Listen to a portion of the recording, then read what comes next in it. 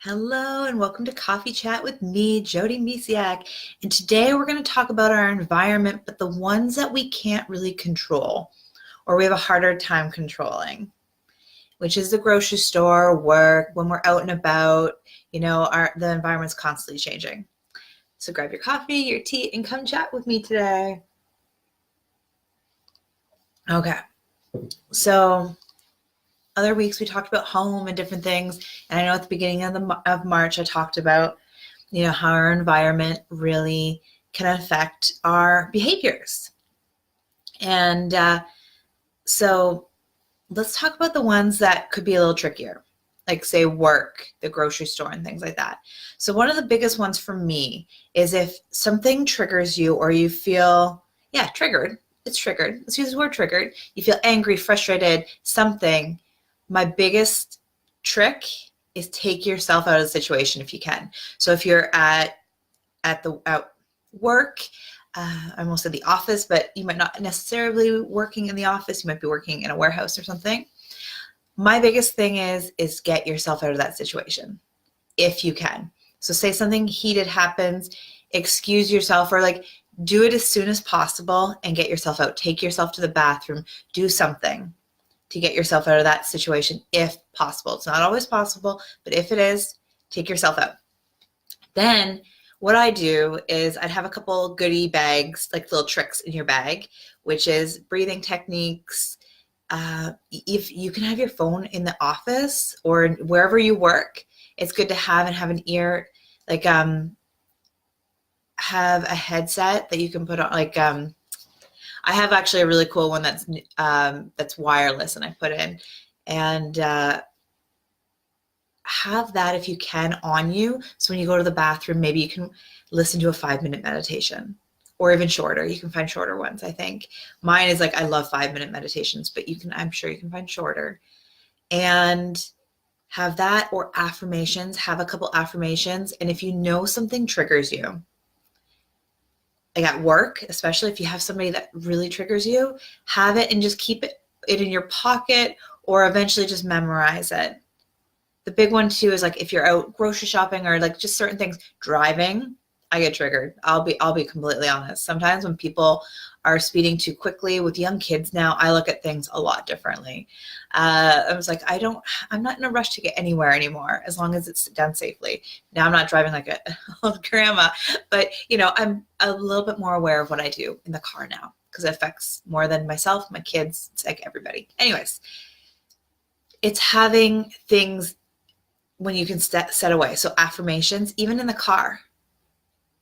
Another amazing thing that has come into my life recently is asking yourself, what would love do? It takes the ego out of things. It takes you out of the situation. And where there is love, there is not fear, anger, and love replaces all those negative feelings. So you can ask yourself, what would love do? What would love do in this situation? And it really is about having, especially if you have a certain trigger, getting an affirmation or something going and things like that. Oh, I talked about breathing techniques. Breathing techniques are super important too. A really great one for stress, and I think I mentioned this possibly in at the beginning of March, is one to help with stress is a 4 count. So you can call, I don't know if it's called 4 square or square count, but anyways, it's 4 breaths in through the nose, hold for 4 counts, and exhale for 4 counts. Actually, it's not square because then it would be out for 4. So it's 4 through the nose, in, hold for 4, and exhale for 4. And that really just kind of, when you shift your breathing, it sends signals to your brain, which is really cool and shifts you out of things. So that might be the best way to do it. And usually you can just do that breathing. The really thing, how it's counting to 10, when you're mad at your kids or different things, or you're counting to your kids, I'm going to count to 3. It's 1, 2, 3. Counting actually helps us focus on something different. So even if you need to, it's in your head, you can be breathing and counting to 10. or count backwards from 10. So you have to think about it even a little bit more. And it really shifts that. So those are really good little tricks. And I am a firm believer, though, a lot of this needs to be done before you get triggered, before you're out there. Oh, and one of the other questions was about how to know about your intuition and like how to listen to your intuition.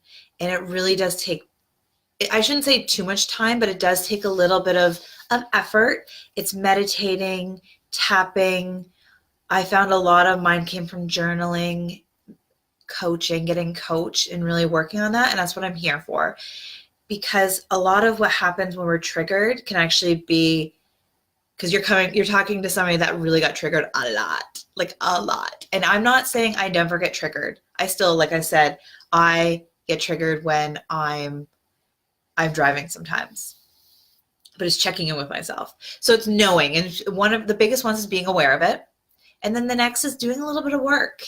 I know it sounds sucky sometimes that you have to do work, but it's true. Doing the triggering, like what situations are coming up for you, it's really healing those past wounds so they don't trigger you as much. And when you really get to know who you are, why you get triggered, you then know how to listen to your intuition more. It kind of, you can hear it. You can finally hear it through all the clamor and like the nonsense you hear in your head of, your ego saying, no, you can't do this. And no, and you need to be able to kind of peel back those layers so you can hear your intuition. And it really is just working on you and really talking to somebody if you can, or just doing a lot of your own healing journey. But a lot of it was when I reached out to a mentor. I hope that helps. And I hope you have a beautiful, beautiful day. Bye for now.